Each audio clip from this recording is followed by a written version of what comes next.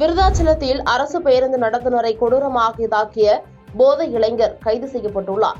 கடலூரிலிருந்து விருதாச்சலம் நோக்கி சென்ற அரசு பேருந்தை வசந்தகுமார் என்பவர் இயக்கியுள்ளார். அப்போது விருதாச்சலம் சிதம்பரம் ரவுண்டானா பகுதியில் அரசு பேருந்து வந்து கொண்டிருந்த போது திடீரென மது போதையில் இருந்த இளைஞர் ஒருவர் பேருந்தை வழிமறித்து தகராறில் ஈடுபட்டுள்ளார்.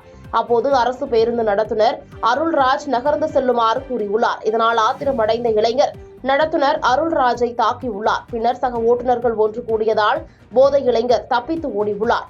இதையடுத்து இளைஞரை கைது செய்ய கோரி ஓட்டுநர் மற்றும் நடத்துனர்கள் போராட்டத்தில் ஈடுபட்டதால் பரபரப்பு ஏற்பட்டது. இதுகுறித்து தகவல் அறிந்த விருதாச்சலம் காவல்துறையினர் சம்பவ இடத்திற்கு வந்து அரசு பேருந்து ஊழியர்களிடம் பேச்சுவார்த்தையில் ஈடுபட்டு நடவடிக்கை எடுப்பதாக கூறியதன் பேரில் போராட்டத்தை கைவிட்டு கலைந்து சென்றனர். இதுகுறித்த காவல்துறையின் முதற்கட்ட விசாரணையில் கஸ்பா பகுதியைச் சேர்ந்த தனுஷ் என்பதும் அவரை கைது செய்து விசாரணை மேற்கொண்டு வருகின்றனர்.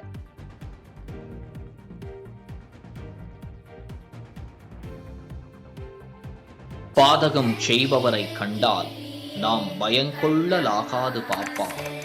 மோதி மிதித்து விடு பாப்பா, அவர் முகத்தில் உமிழ்ந்து விடு பாப்பா. அண்மை செய்திகளை உடனுக்குடன் தெரிந்து கொள்ள இணைந்திருங்கள் இயம்நாடு தொலைக்காட்சியுடன்.